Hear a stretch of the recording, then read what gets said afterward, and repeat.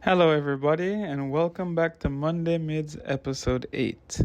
Please pause and read the graphic on the screen if you're new here so you understand the premise of this series. After that, let's get straight into it. Today, the spinner picked Y, and the choices were overwhelming. There were about 400 series in my Y category. As a result, I had to expand the normal certified bangers category from 3 to 6, and I'm currently still looking for the mids that I want to showcase today, and I am swiftly losing the will to live while I do so. So, wish me luck, and let's get right into it. Now, before we get into the certified bangers category, just so we're all clear, when I say something is a certified banger, it is an out and out 8 or higher. The vast majority of people will agree that these series are at minimum an 8.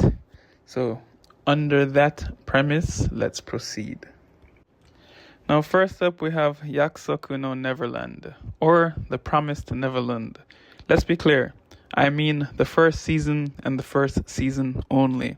The first season is magic, and the second season is tragic. You could literally just kill it at the end of the first season and headcanon what you think happens after. You have been warned. But basically the premise is it follows some children that live at an orphanage, and while they live happily together as one big family, things are not as they seem.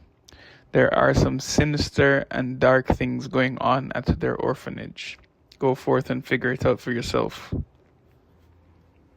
Next up, we have Yahari Ore no Seishun Love Comedy, or My Teen Romantic Comedy Snafu. Hachiman is an apathetic high school student with narcissistic and semi-nihilistic tendencies.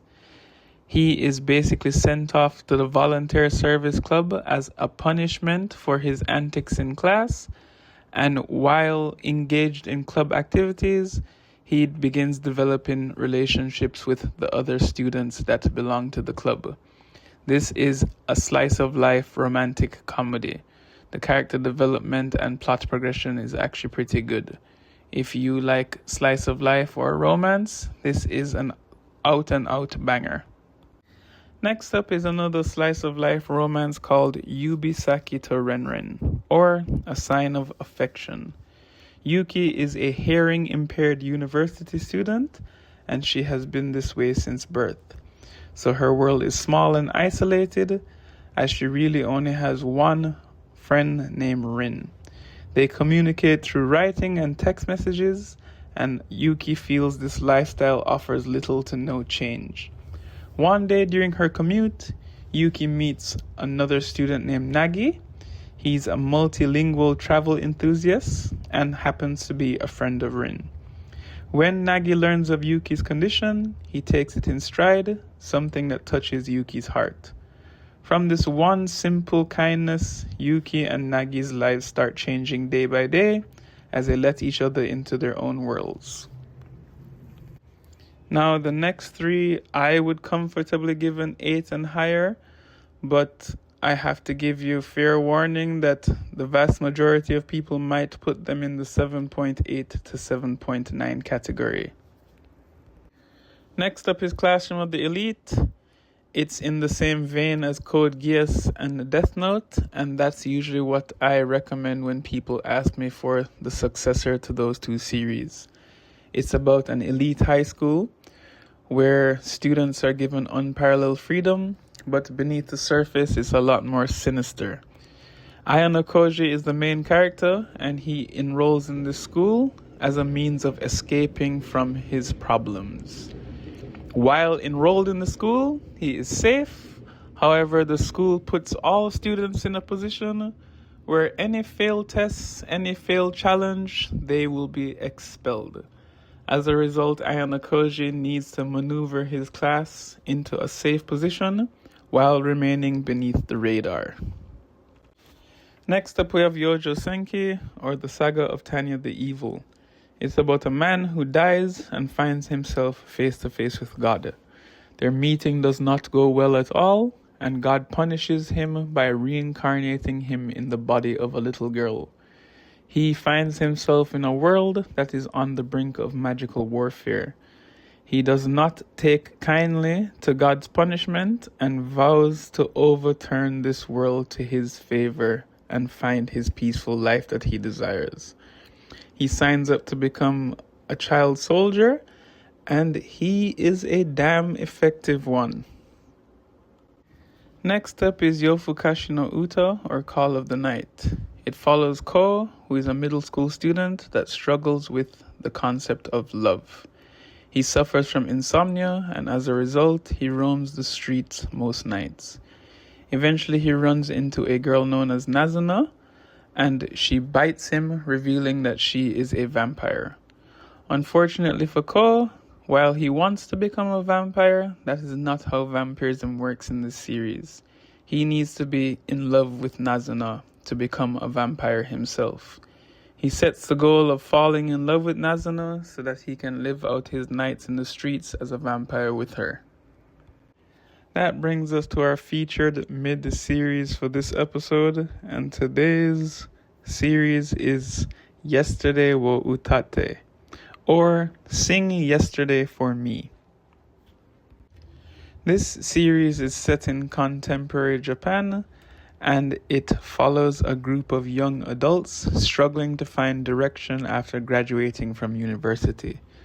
The story centers on Rikuo, a recent college graduate who works part-time at a convenience store despite having completed his degree.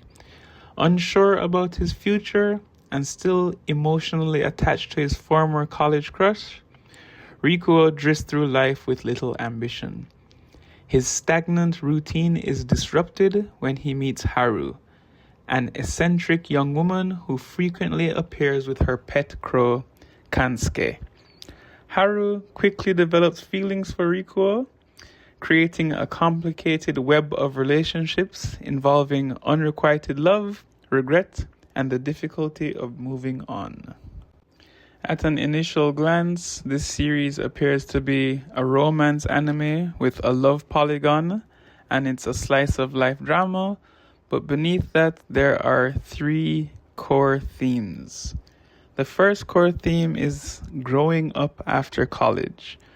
Unlike many romance animes set in high school, Sing Yesterday for Me focuses on entering adulthood, career uncertainty, lack of direction, and the gap between dreams and reality. Many viewers find the series relatable because it captures the feelings of being stuck in your 20s. The second major theme in this series is moving on from the past. Almost every major character is unable to let go of something. Rikuo cannot let go of Shinako. Shinako cannot let go of her past grief. Ro cannot let go of Shinako. And Haru struggles with her own loneliness and longing. The story repeatedly asks, how long can someone live in the past before it prevents them from living in the present? The third major theme is unrequited love. The relationships in the series are messy and often painful. I cannot stress this enough. Chances are you will be left disappointed.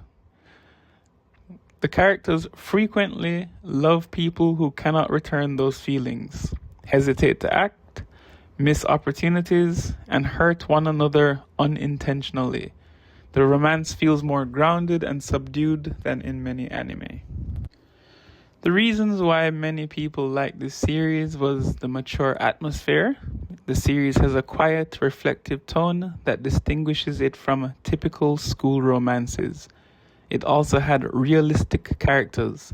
The cast often behaves imperfectly because they hesitate, they avoid difficult conversations, and they make emotionally complicated decisions.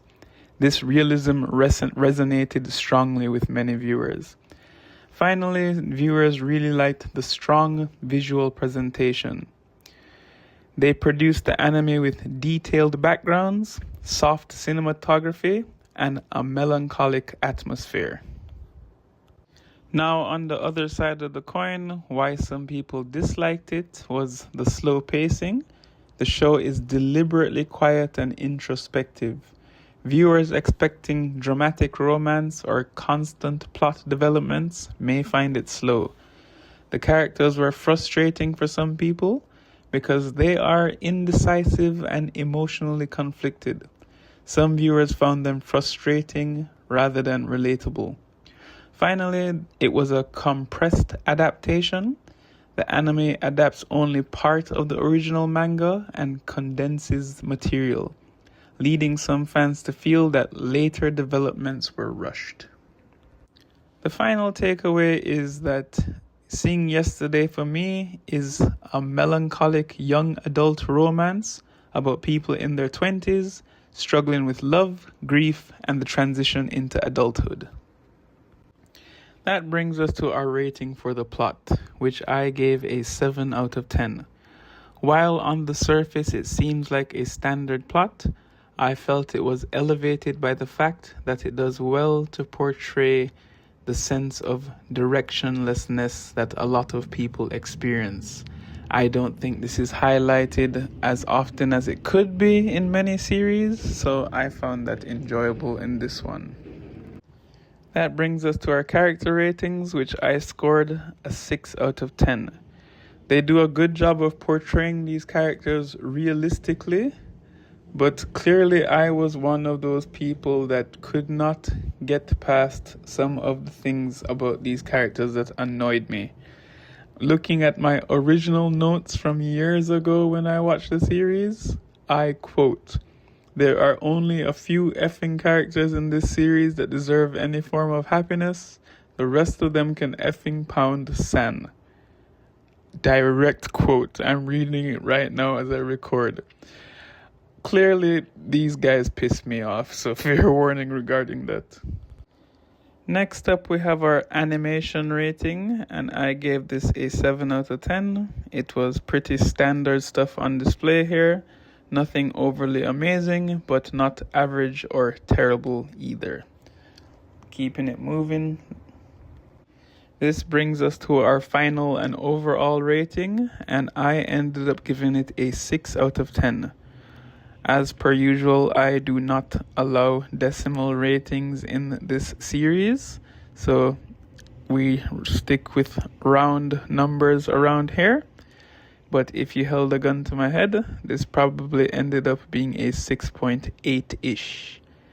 I thought this series was pretty solid in some aspects, but without going into spoilers, it left me unsatisfied in some sense. Stay beautiful, people. Thanks for watching. Peace.